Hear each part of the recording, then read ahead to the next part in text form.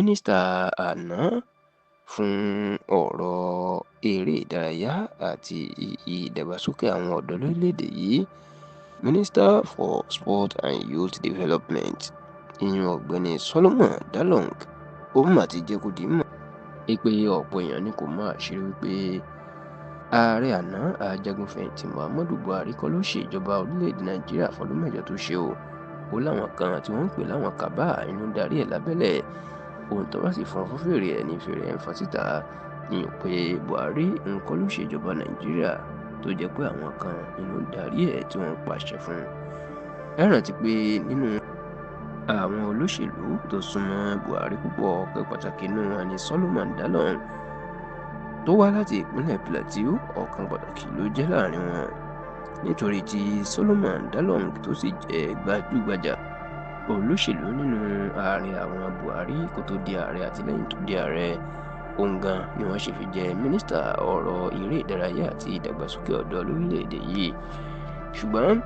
tí Solomon Dalung tó ti ń tú àṣírí wípé ní ọdún mẹ́jọ tí Buhari ọgọ́rùn-ún tó fi ṣe ìjọba oníràdaràdà náà ṣe Nàìjíríà nítorí pé òun kọ́ ló ń ṣèjọba. Wọ́n ti dé mọ́bì kan, àwọn kan ló sì ń pàṣẹ fún láti ṣe nǹkan tí wọ́n bá fẹ́. Lásìkò tí Solomon Dalung tó ń fìdí ọ̀rọ̀ ẹ̀ múlẹ̀, ń ló máa jẹ́ kí ó di mímọ̀ o wípé ní ìgbà tí Buhari tó kọ́kọ́ jáwé olúborí lọ́dún 2015, ó ní kó tó di ìgbà náà àwọn alágbára Nàìjíríà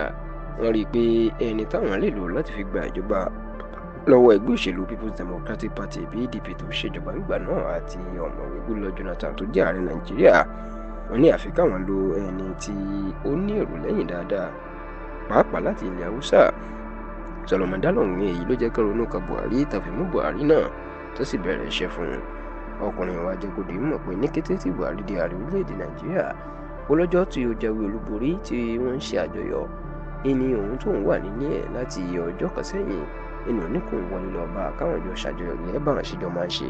Ṣùgbọ́n tó ní àwọn ẹ̀ṣọ́ ààbò àti àwọn kàbá níṣẹ́ náà máa lé òun tí wọ́n jẹ́ kẹ́nikẹ́ni kan rí Buhari mọ́. Òun láti ìgbà náà nínú ìgbésí ayé Buhari ti yá nítorí pé gbogbo báwọn ṣe máa ń bá a sọ̀rọ̀ táwọn rí ní ìgbà kan níṣẹ́ ni wọ́n jẹ́ káwọn rí mọ́, wọn sì jẹ́ káwọn bá a sọ̀rọ̀. Wọn nígbà náà làṣírí ṣẹ̀ṣẹ̀ wá tú sóun lọ pé àwọn kàbá kan àwọn ló ń darí ìjọba, nítorí bá sì fẹ́ ìyẹn wá ní kí Buhari ṣe tàbí kó tọwọ́ bọ̀. Wọ́n ní gbogbo eléyìí ń lọ pé èèyàn mọ́ o bí kò ṣe pé àwọn táwọn wà nínú ìjọba Buhari táwọn rí gbogbo ẹ̀ tó sì jẹ́ kó di mọ̀ pé àwọn ọmọ Nàìjíríà wọ́n kàn fi Buhari dígẹrẹ lásán sí ipò ààrẹ fọdún mẹ́jọ ni nítorí pé èyí ṣe òun ló ń darí Nàìjíríà bí kò ṣe pé wọ́n ń pàṣẹ fún un. Nǹkan bá ti ní kó ṣe inú ṣe orílẹ̀ ló fà á orílẹ̀-èdè Nàìjíríà tó fi rí bó ṣe rí.